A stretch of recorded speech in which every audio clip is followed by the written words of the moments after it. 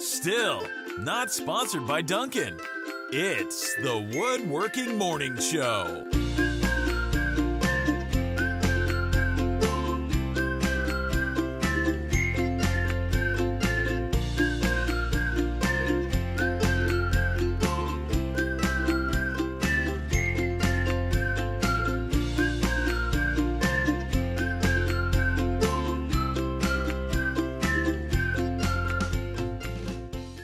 Yo, yo, yo! It's Friday, baby. Evening. Yeah, welcome to TWW Live. I'm Mark. And I'm Nicole. And we're going to answer some woodworking questions today. We are going to, we got some pre-selected questions from Patreon and from YouTube as well. Mm-hmm. Hey, speaking of YouTube, if you liked the art that was on the, if you're with us live, there was a cool piece of art. Oh yeah. On the front, and it was a drawing. Yes, and that is done by Carter Johnson, and she is a Scott's daughter, right? Scott's daughter, so family friend, is that right? I don't know how that works. She's a family of a friend of a friend of a family. Yes. Yeah. So if you go to misscarter.art, you'll see some of her amazing art. I love her style. I asked her to draw us. Yeah, she's super talented. I've heard Scott talk about her, and as an artist, he talks about her like, I'm so jealous that she found her niche style so easily. Yep. But yeah, she's great. I commissioned her to make cute art of our kids, and I just love her. So go check out some of her artwork. She's very awesome. So, by the way, if you want to help support the show, you can, just like these folks did. Donald Dolan, which I forgot the D on his name. Sorry about that, Donald. And Jesse Baker. So you could do that at patreon.com/woodwhisperer or right here on YouTube if you're watching us here. If you don't know how to do that, take a look at this. You see right there under the video, there's a little join button. How did you do that? It looks just like that, oh, right? Look at that. That's what you want to click if you are interested in supporting us there. And we have two levels. We have the after show level, which happens after this show. It is the after show. The after show. And appropriately named. And then there's the bonus, like extra video bonuses and stuff. Yeah, and it's certainly not required, but it is appreciated. All we really ask of you is that you watch the show, that you enjoy it. Maybe hit that thumbs up. I look that just funny in that screen. Makes me happy. Look at you. I look scared. There's a screen pause on my screen, and I'm like, what is going on with that? Okay, so couple quick announcements I want to let you guys know about. If you didn't see it, the pantry video was released today. I'm going to play the little preview. It's just a little 1-minute thing right here on our channel. The most dramatic rose ceremony ever. Super dramatic.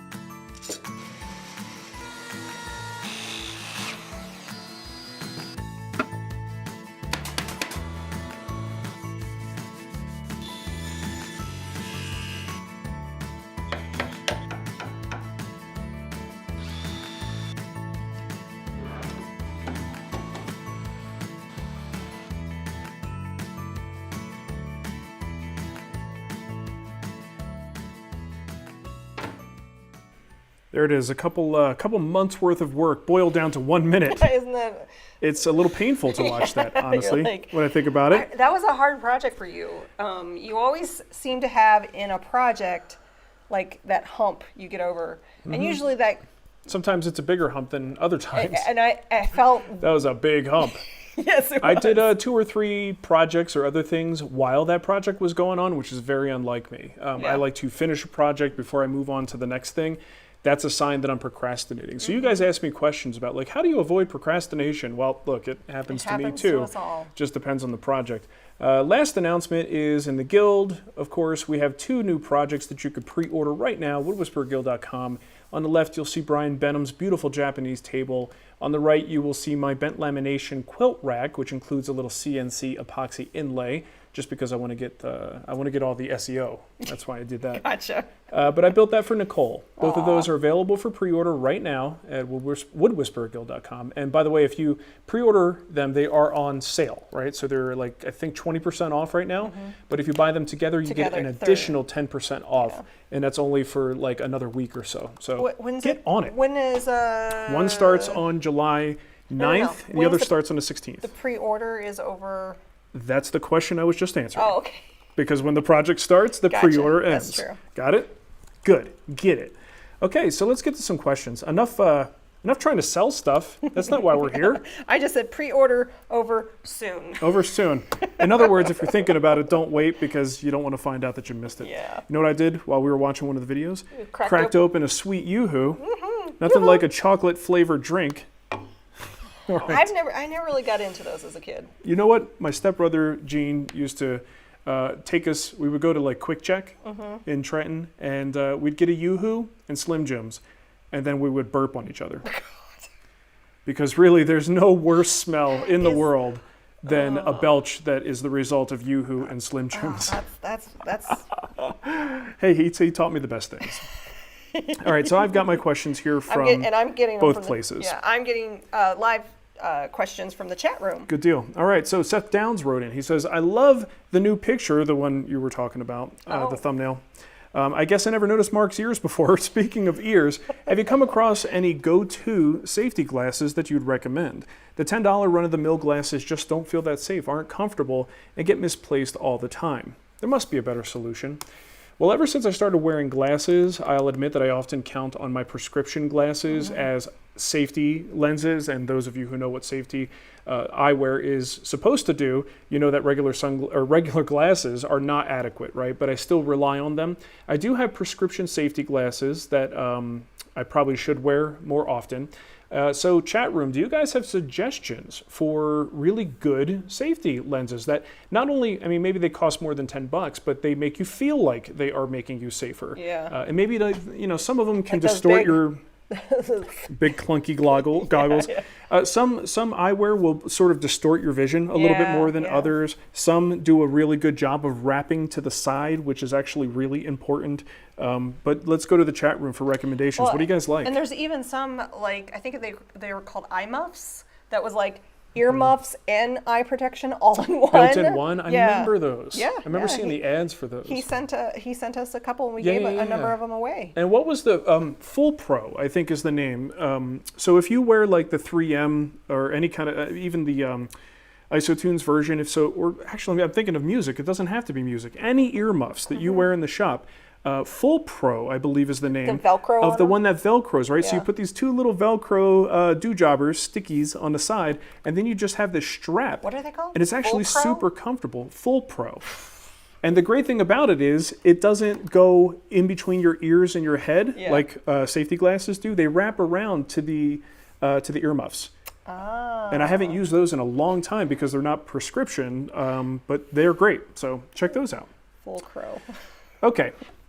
Next is from Chad Healy. It says, I remember a while ago, Mark had been experimenting with options for a cover for a sandbox. Did you ever find a good solution? I'm currently researching my options for my son's sandbox and would love to hear if you figured out a good option. Well, Nicole, should we... Oh, yeah. Should we show them? We should definitely bring in our guest. What? I thought... You're totally on the wrong thing. I was thinking of the other thing. What you guys don't realize is that most of the time Nicole actually has no idea what I'm saying. She's just really good. She's gotten really good at pretending to know what's going on. She's talking about. So this is the. Just talking about a picture of a sandbox. Oh, the sandbox. Okay. So here's the sandbox. Now the thing is, I had the best intentions for some cool thing I was going to build, and it was going to raise up and down, and I had bought a bunch of stuff, and guess what? It didn't pan out. No, it was actually quite dangerous. I wasn't so concerned about the safety. I couldn't get it to go up and down properly. It was rickety. It was not stable enough, and there's only so much time that I'm going to put into a damn sandbox. 'Cause she doesn't even use it. That I know in a couple of years, you know how I put all those bags of sand and carried them from the front of the house into the backyard? Yes. I knew that within a year or two, I'd be doing that same thing again, but the other way, to get the sand out of my yard. So I wasn't going to put a whole lot of time into it. And what I wound up coming up with is just a simple frame. And then that was, what is that material? I know it's outdoor. It's a sunbrella material that I got online. And it really does work because the reason why it's lifted is because water had collected in each of the little channels. In between the... and it didn't drain, and so it was really nasty water. So I propped it up to... Is it raining? Yeah, it is. Oh, it is raining. It's raining right now. So as you can see, I didn't do a whole lot with it. I just put a cover on it. Yeah. And also, as you can see, the cover frequently is not put down. So thankfully, we really don't have any neighborhood cats, do we? No. Because if you do, you're going to find them if you have a sandbox in your backyard. Millie used to poop in there. Oh, Millie. Good old Millie. So, all right, let's get to our next question. Hey, King's Fine Woodworking is in the chat room. James, what's he said happening, Vision man? Works has legit OSHA-approved safety glasses in prescription form. I got them for the girls. Great. Thanks, James. Awesome. So Sebastian Marchand wrote in. He says, how would you make a simple, flat, painted cabinet door like the one in this picture? Here, let me show you guys. Get you up to speed with me. So this is what he sent me. Kind of looks like a SketchUp rendering. I was thinking about using a plywood panel with some hardwood strips on each side. I've never done any painted projects, and my concern is that the edge of the plywood won't absorb the paint evenly. I think you're right to be concerned, and really all we're looking at there is just a flat panel door and flat panel drawer fronts. So yeah, I actually think you're on the right track, not just because the edge of the plywood is going to absorb paint unevenly. There are ways to deal with that. You could use like a glue size. Some people even use like a drywall compound or wood filler. You could definitely do something to get it to be a little bit more even. But I'm more concerned about the fragile edge of plywood. You really do kind of want something a little more durable there.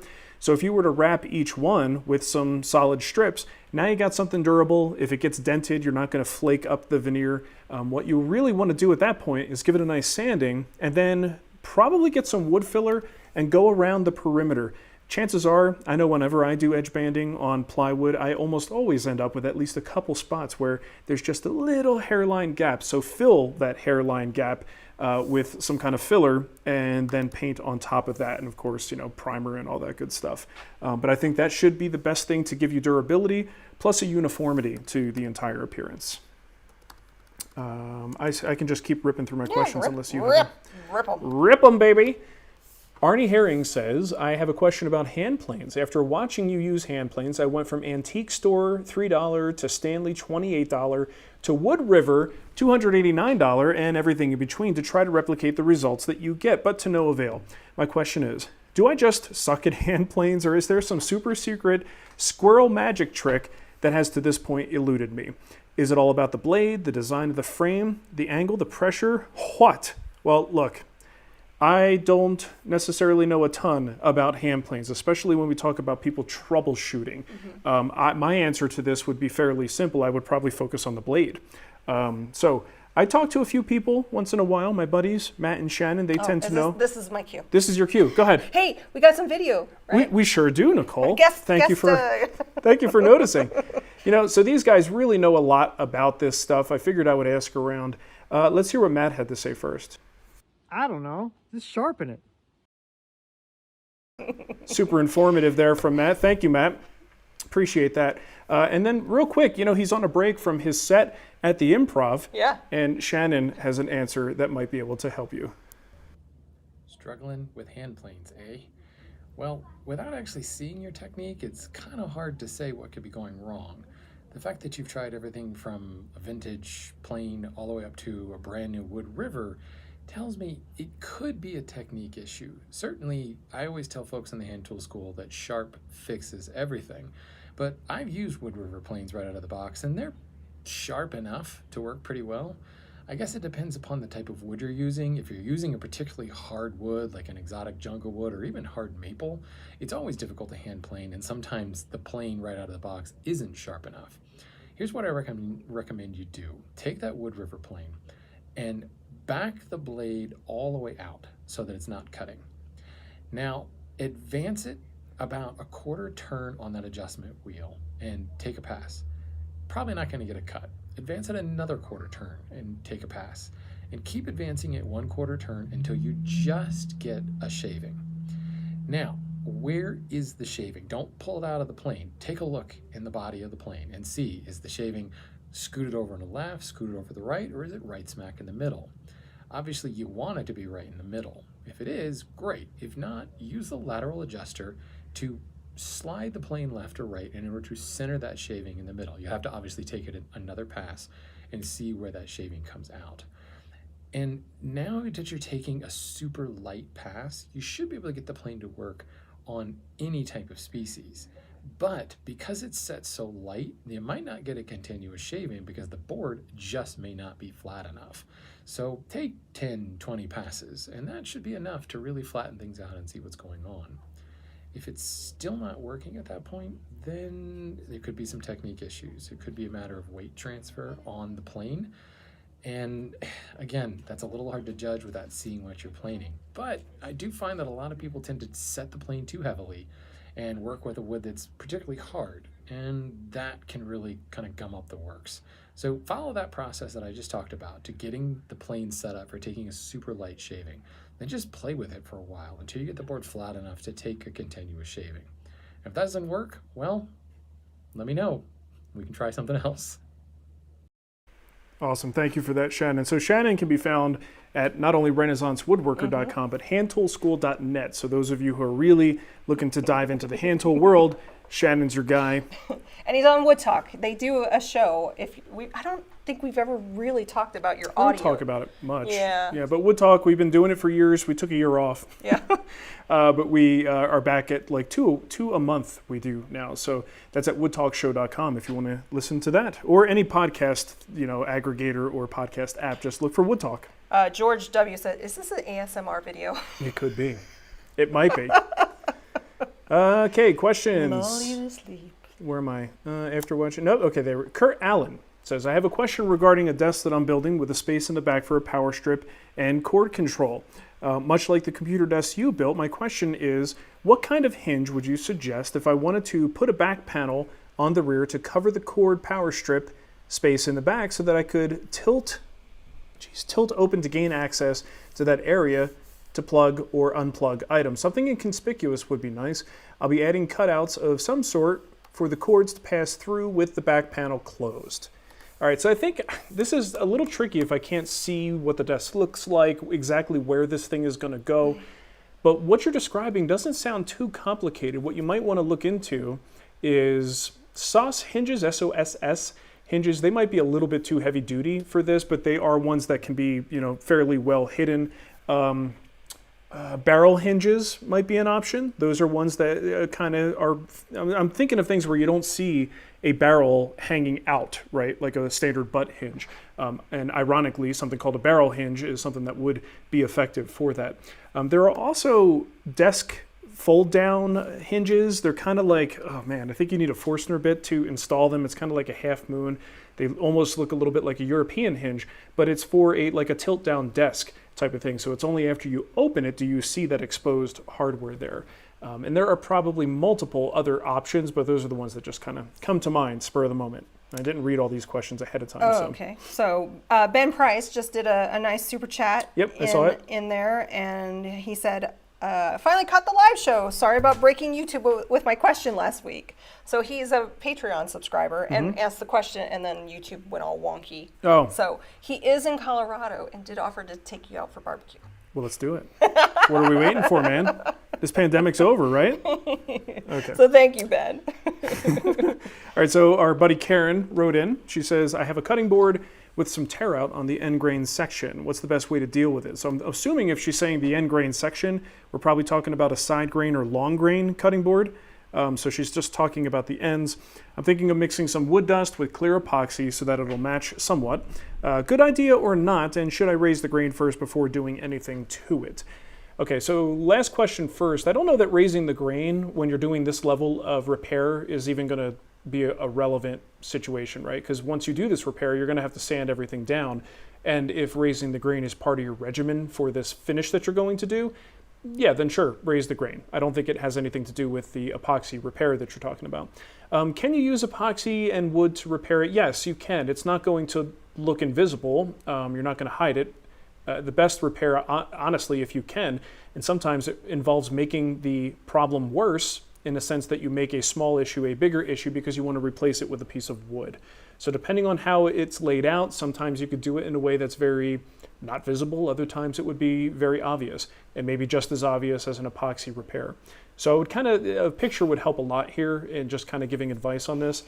Sometimes the best thing to do is increase your profile. Whatever you're putting on there, make it bigger, cut a little bit deeper so that you actually just remove the problem. Also, you can consider cutting your cutting board just a little bit shorter to get rid of the flaw. Because I think just about anything that you do is probably going to be noticeable until you start thinking about creative solutions that might hide it a little bit better. Andy Moran. Can I pepper in some of the questions that I get? Only if the person's name is Pepper. Nope, Jeff. Jeffrey. Jeff Pepper. No, Jeff Pepper Jeff. Kozowski. I usually buy Timberwolf bandsaw blades. Mm-hmm. What do you use? Well, You have something local, right? yeah, now I'm using a local saw blade place. I don't know who makes the actual blades that they use. Obviously, they get like a big spool of this stuff. They cut them and weld them on site. What did I pay for that? $20? $20. Because I had a problem with my Lennox TriMaster, I believe it is. Multiple problems with the Lennox, which is like a $250 blade. So I had an issue, had to finish. I was in the middle of actually cutting veneer for, I believe, the pantry. No, never mind. It was actually for the bent lamination for your quilt hoochie. Rack. That thing.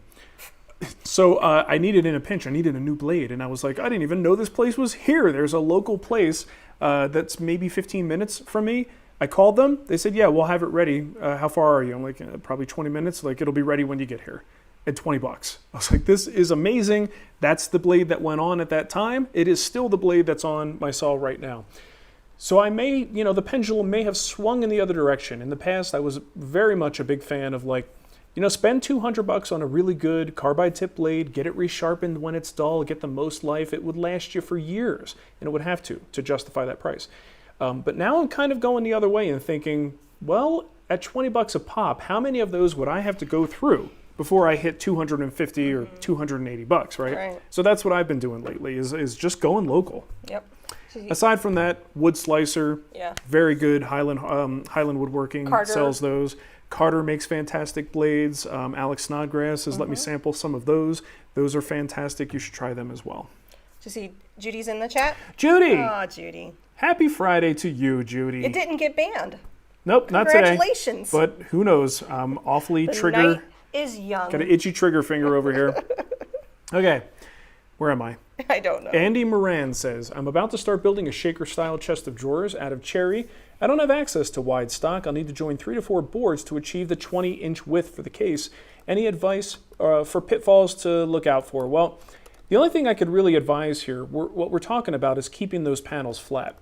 And generally, across the board, kind of have the same set of rules for keeping panels flat. I have a video specifically on this called 10 Tips for Keeping Wide Panels Flat. So whether it's a tabletop, a panel side, whatever it is, watch that video. Everything, I'm not going to go through it here, but all my best advice is in that video. It's on thewoodwhisperer.com. And Nicole, I already put the thing in the chat room, so people who are here now, you can go, well, don't go watch it now.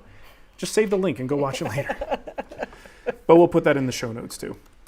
Axel just came in the chat and said, happy midsummer. It's 2:52 a.m. here in Sweden. Wow. And all I can think about is not that midsummer, but the movie Midsummer, which is weird. Yeah? Please tell me that it's not like that. I don't know. That's how he spelled it differently. No, I did that. Oh, you did. It's called Midsummer. Oh, okay. Never It's mind. that movie, but I didn't see it. It's a whole thing. It's a scary movie. Aaron Pena. He says, I have a clumsy 3-year-old who seems to always find the corners of tables and counters with his head. That's got to be awful. What? The kid Oh. always bumps his head, is Yeah. what he's saying. I mean, They eventually grow out of it. We had relatively clumsy kids. Thankfully, they didn't encounter furniture that often, right? Yeah, we typically would move the furniture out of the room and replace it with softer stuff. Yeah. Like no furniture. Like- Okay, keeping this in mind, I'll be building a coffee table in the near future, and I need to find a way to pad or otherwise protect the corners for the inevitable head bump. I've tried those stick-on pads, and they work pretty well, but they always seem to leave a sticky residue and damage the wood beneath.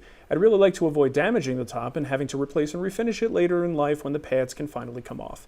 Do you have any ideas or thoughts on what I could use to accomplish this? Now, the first thing that came to mind in sort of a low-cost way to do this would be a pool noodle. So you know what I'm talking about? Those foam floaty noodles. Excuse me.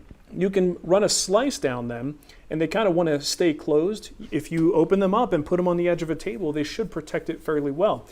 So I started to just do a little Googling, and then I found an Instructables that might even be better than that because it involves pipe insulation. You know, the black foam pipe insulation you could buy at the home store. And it actually shows a really cool way that after you would slice it open, well, the pipe insulation already has an opening. But wherever you have a corner, you cut a deep V-notch into it, which then makes it flexible. So you can just kind of wrap it right around the corner. It stays on there with friction. I'm sure at some point you're probably going to have to put them back on, or the kid is going to be able to pull them off. But I think that's a pretty good compromise for something that is not going to damage the top. And as long as you always remember to make sure it's in place, the kid should be fine. Should bounce right off that stuff and only have a blunt head wound instead of a sharp one. Okay, Joe Ferrone. This is my last question, by the way. Okay, I have questions. Joe says, I enjoyed watching your vid from your mom's walnut kitchen cabinet. Beautiful work as always. Well, thank you, Joe. I noticed that you used your Milwaukee cordless router to edge route the bottom door panels. I recently received the same router as a gift. I bought it myself for Father's Day. Haven't unboxed it yet. Can you give me a hint of the woodworking joy that awaits me when I first power it up and use it on a project? Thanks, good buddy. Oh, God. Did you hear that? Yes. I know you heard that. I'm asking if they heard that. Oh, my goodness. We just had a little thunder action. I actually forgot to bring the router over here. I was going to just have it to show, but it is a beautiful little battery-powered power horse. I love that little router. It's the most handy little thing to have around. It feels good in hand. We're talking about the red Milwaukee battery-powered version. I loved it so much I bought two of them. Now, the funny thing I will mention is, what's his name? You know who I'm talking about. Who just did the What's his reviews? name? Oh, I sometimes when I really need to think of someone's name, It's hard. I can't think of someone's It's like, name. was it Billy on the Street? Name a woman. Yeah. When it's under pressure Name like a that, woman. and I'm like, how do I not know this person's name? I talk to them all the time. He just did a review on laminate trimmers. I'm waiting for someone to tell me who I'm talking about. Who did it? I'll wait. Do you see? We got a couple of super chats in too, so scroll back. Yeah, I think some people heard that. Sounded like a movie sound effect. Oh Nope. my God. The funny thing about thunder in Colorado is that it only does like one boom. That's the last few times Usually- I've heard it. It's one big boom and then you don't hear Hopefully it it again. doesn't hail, because my car's not in the garage. All right. Yeah. Thank you, J. Katz Moses. There you go. I'm sorry, Jonathan. My bad. Anyway, he did a review on laminate trimmers, and the Milwaukee was one of them. And this is the problem with reviews. My stuff is subject to this as well. Every tool that comes in, there could be a little bit of a difference with it that the next box doesn't have that issue. So what he said in his review was that the Milwaukee, he had a little bit of a play in the base. So he didn't really trust its setting. And then when he would tighten it down to remove the play, the lever to tighten it was so tight that it was just annoying to use. So the problem is I don't have that at all. I have two of them. They are both very easy with the lever to tighten and loosen, and they are rock solid, and there's no movement at all. So I got mine last year. Maybe there's something different happening to them now, but I didn't see that. And that's, again, the problem with these one-off reviews is we don't have sample sizes that are big enough to truly make these reviews really meaningful, honestly. And that's when I do reviews, I'm subject to the same flaws. It's just the way things go. So anyway, great router, definitely worth the investment. It's probably in our Amazon store, Yeah, if I'm sure not it is. mistaken. All right, so we do have a couple of super chats here. Okay, this is from Lark Atkin. Are there rules or dimension standards for top cabinets? I finished the miter station guild build, but need overheads. Can't find video on TWW for tops. You know why? Because I didn't build them. I bought them. By the time when I did the miter station, I built the miter station cabinets, and I built what became a video on the main site, quick quality furniture something like that. I was done with cabinetry, so I actually used Cabinotch to get RTA cabinets made, and I really enjoyed not having to build them. I don't know what the dimensions are. They're right over there. Darn it, it's so close but so far away. I would like to take a measurement and tell you what they are. I think uppers, you probably will find some standard dimensions for them, but I don't really do cabinetry that often, certainly not things that are like kitchen cabinets, so I don't know for sure. But ultimately, I think you need to make, that's the joy of being able to do custom work. You can make them whatever you want. Sometimes cabinets are a little too shallow. The ones I bought, honestly, if there was another inch or two in depth on them, I probably would appreciate that, and it wouldn't get in my way at all. Especially in a shop environment, it's a little bit different than a kitchen, so you can do things a little bit differently. So yeah, dig around. I guarantee you're going to find some standard dimensions for depth, height. What you really need to think about is the height clearance. That is your countertop to the underside of your cabinet. Now, how tall you go just depends on how much you want to get on a ladder. But really, depth is something you'll probably find some standard numbers for, and then you can modify it to your liking. There we go. There's another one. Hopefully, don't lose power. Did you got Seth's and Chad's and Sebastian's and Arnie's? Yep. And Robert Price says, just bubble wrap the furniture or the kid. So underneath it, somebody said, don't bubble wrap the furniture. Yeah. Kid's easier. Yeah, that's what Charles said. Don't pad the furniture. Any type of adhesive will cause damage. It's way easier and safer to just wrap your kids. I like that. Are you going to AWFS this year? I already said no. Nope, we are not, Jesse. Not this year. And I don't even know, typically when we go to these shows, it's like with Type-On. Yeah, or usually what happens. We've done festival. A long time ago. Yeah, a very long time ago. Like, it's usually somebody bringing us out. Right. So that's what it's been like the past few years, and I don't even know what their situation is. I don't even know if Type-On's going to be there, and if they are, I don't know if they're going to be making a big deal. I think a lot of people are kind of just in like recovery mode, so they don't want to put out a huge investment on these shows. They just want to let's see what happens this year, because it's probably going to be a little weird. Feel the power. Got a question here. And now everybody's saying Cat's Moses. You guys are late. Too late. There's a delay. There's a delay in the stream. So there's a delay. There's a delay. What are you going to do? See, and when somebody says no one ever made that joke before, I don't know what he's talking about. It could be anything. It could be, something anything at all. About bubble wrapping your kids, I'm sure. Oh, gotcha. Yeah. Let's see. Scotty476 had a question, not really related to woodworking, but I'm curious because I don't remember ever discussing this on the show, but maybe we did. He said, what was the name of that nighttime story app for kids that you use? And I was like, huh?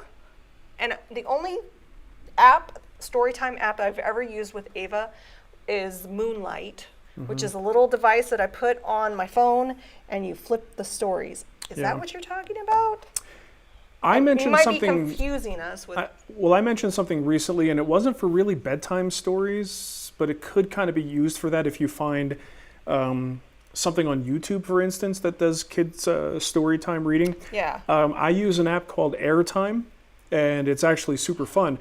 Whenever Mateo stays at his grandmom's, we have shows that we like to watch on Saturday nights together. Yeah. So before bed, we get on this app. It's totally free. We get on Airtime. I create a private chat room, essentially.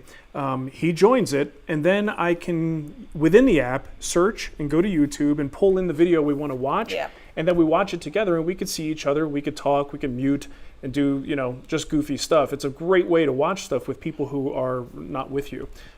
So I don't know if that's what he's talking about. I think that's what Boat Works today is. I think he's referring to the app that allowed shared watch in real time from different locations. Yeah, so that would be something, though, if you find like a kid's book and you're just watching the video together, you could see the reaction, you guys can laugh together, and it's free. And it actually, we've used it probably 10 to 12 times already, and it is flawless every time. I'm surprised at how well it works. There are a number of ways to do that. You can actually use Google Meet to broadcast a movie and watch it together. Well, and in a lot of the apps these days, they have group watches, like Disney+. But you both have to have Disney+. You both have to have Amazon Prime. whenever does that. And I don't know if it does communication either. I think Yeah. it just syncs up a viewing of it. Yeah. Mark Chapelski says, I don't know what if someone asked the question, but that is a great channel, by the way, if you have kids and you want to watch videos of someone in a very animated fashion with fun voices, reading books to kids and a whole big variety of books. Kid Time Story Time is fantastic. It is now at the point, though, that my 9-year-old son kind of rolls his eyes. Like, when there's nothing else to watch, I'm like, sorry, dude, we're watching something decent. Yeah. And she's fantastic. They're a super talented lady that runs that. But I highly recommend it. Because you know what, guys, sometimes after a very busy day, I know it's great to like pretend we're the best parents in the world and we would never let someone else read a book to our kids. We do the reading. It's like, no, she's a lot better at it than I am. It counts. It still counts. Oh my God. And sometimes that's how you do it. There have been times where my throat is just sore and I'm just tired. And I'm just like, let's just search. Let the storyteller do the work. Story read along. She loves the little critter books. Yeah. It's the book. But since we are talking about kids, I wanted to share a meditation video on YouTube that has become my go-to with Ava. It puts her to sleep in 5 minutes. Yeah. It's sleep meditation to let go of anxiety. It's wonderful. That sounds good. So I'm going to put that link in the show for if you have any small children. Speaking of jokes I've never heard before, but I have to put it in the show because he sent us $3.33, is Iron Man Metal Bill Denkanis. Sorry, Bill, if I mispronounced that. He says, do a show in the morning and call it Morning Wood. Yep. Ba-dum-bum. Yuck. Yeah, we have heard that a lot. And But thank you for the super chats. We used to do a morning show. Yeah. If you're new, you might not know that. Just only the last maybe 5 or 6 shows have been evening shows. So we did used to do a morning show. Do you see Marcus? But thank you Mark for that. Lucas.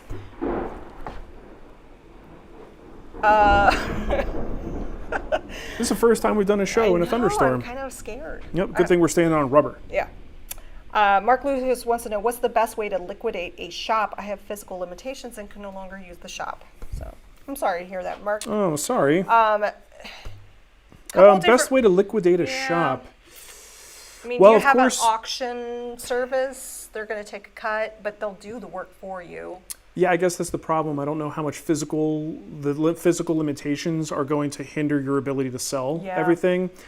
Because everything I know with selling stuff involves the usual, Craigslist, even though I don't use that. Facebook Marketplace. I just sold a couple of things on Facebook Marketplace, which is kind of hit or miss, but some things I've moved pretty quickly. You're going to get the most money if you piecemeal it versus just buy the whole thing, right? Yeah. So it depends on how much work you want to put into it. I know in the guild group, we've had members sell all of their tools. I basically have them put it into a spreadsheet and then make one post to say, hey, these are the things I have available. This is where I'm located. Let me know if you want to make an offer.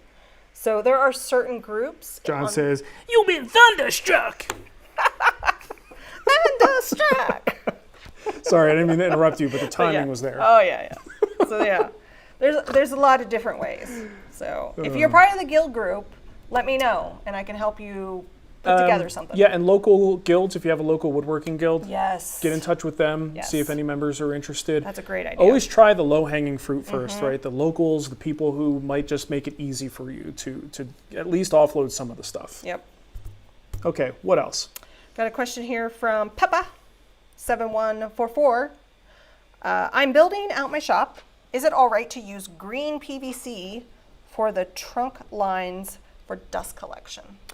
I don't see why not. I mean, I'm certainly no PVC expert, as long as it is a thick enough material to withstand the suction. And geez, I mean, it's probably, I think it's really only concerned when we get into like very thin HVAC type material. So snap lock pipe, if it's too thin of a gauge, I don't exactly know what the numbers are. Maybe like 26, 28 gauge, I think, is where it starts to get a little bit too thin. It can collapse.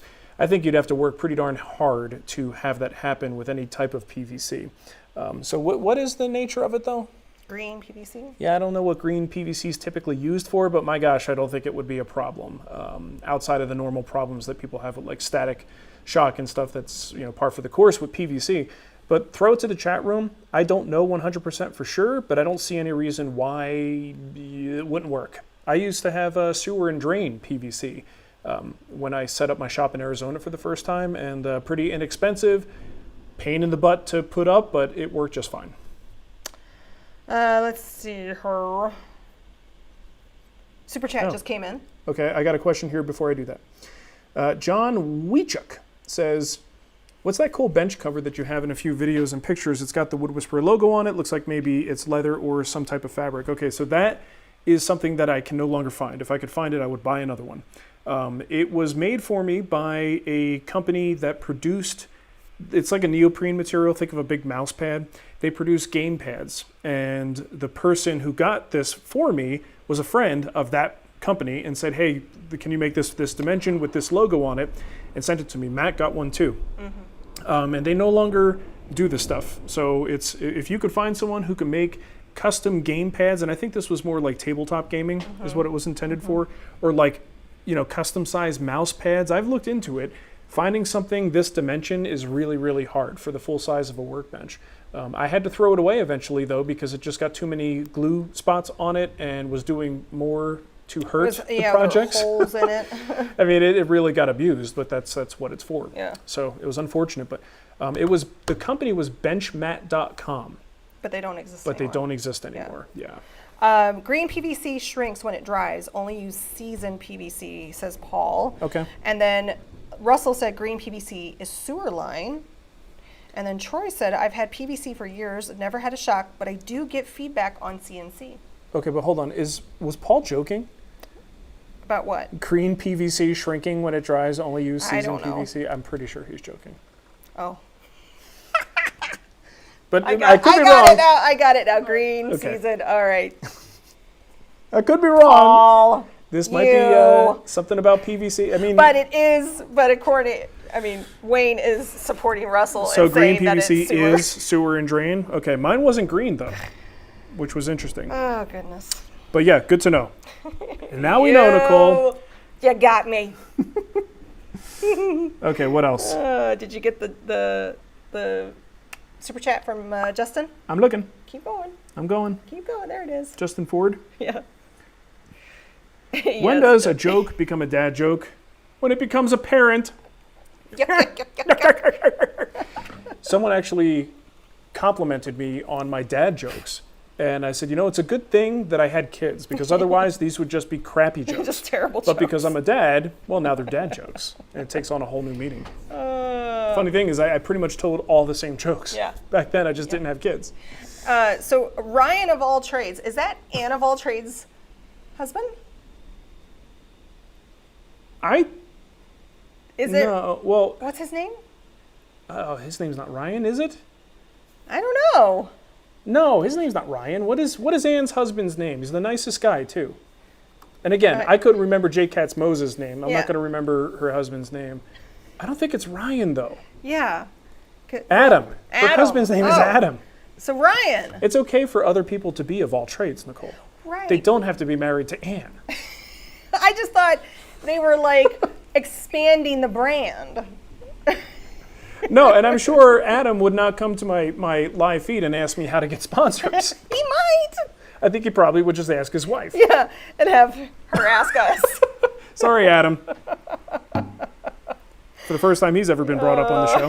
He's like, what? Why are you talking about me? Yeah, seriously. Why is my name in your mouth? Get it out of there. It's gross. It smells like sausage. Okay, so Ryan of all trades, how do you get sponsors? It's a very difficult thing to do, but a very simple thing to explain. You need an audience. Yeah. Bottom line, if you have people to advertise to, you have people that an advertiser would be interested in communicating with, you are the conduit that the company can use to access those people. You need eyeballs, you need readers, you need viewers. End of story. Now, how you get them, well, that's a little more than we can cover on today's show. Yeah. And normally we don't talk about that kind of stuff here anyway, but that's the hard part, is how do you get the audience? But absolutely, numbers. You need people, you need eyeballs. Yeah, he's Adam of no trades. That's right. Right. Oh, that is so funny. Oh, that's awesome. It's almost like that was his last name. Yeah. Anne's actual last name is Of All Trades. Of all trades. If you're not sure who we're talking about, Yeah. just go on YouTube and look up Anne of All Trades. Adam says, "Why am I trending?" That's great. I'm gonna have to text Anne and let her know. She came up. Her husband came up on the show. It's gonna be so random. Mm-hmm. All right. What else? I think that's it. Black Goat Woodworking did a last minute question on the Patreon post. And it says, do you find any value in specialty chisels, specifically paring, skew, or fishtail chisels? I mean, they're all real specialized. Out of all of those, the only one that I have is a fishtail chisel. It was kind of an impulse buy, but clean enough half-blind dovetail sockets, and you're going to say, you know what? That fishtail chisel looks kind of nice. So I have one of those. All the others can be useful, but I would wait until you truly confront a situation where you go, oh my gosh, I really need a skew chisel. Any bench chisel can be used for paring. You don't need a special paring chisel. So that's, again, only if you really feel like you want to specialize and dedicate a couple of chisels to that task. I think when it comes to this stuff, absolutely wait until you have a true need for it. Otherwise, you're just spending money because you want to spend money. There you go. All right, are we done? I think we're done. So thank you, everybody, for hanging out with us. This concludes the portion of the live show. This concludes today's show. We are going to head on over to our after show, which is a little bit more casual. I'm even going to sit down. Yeah, you're going to sit down. Wow, that's really casual. Totes cash. So if you are a Patreon supporter, I'll put the link to the Patreon post in the chat. Mm-hmm. You can always just go there directly to and find the link to the show. And if you're a YouTube supporter, you can actually go underneath the community tab from our channel page and find the link to the show there. Okay. All right. Well, thanks for watching, everybody. Just a reminder, Wood Whisperer Guild for those pre-order projects, Brian Benham's Japanese table and my quilt rack, bent lamination. And then, of course, what was the other thing? If you pre-ordered a mug, we should have those shortly. So okay. So those were ordered? Those will probably be going out sometime next week. I'm excited about those. Good times. All right. So have a great weekend, everybody. And we will see you again, probably the same time next week, doing the same thing, talking about the same stuff, answering the questions from the same people. You get the idea. You get the idea. Have a great weekend. Bye. Bye.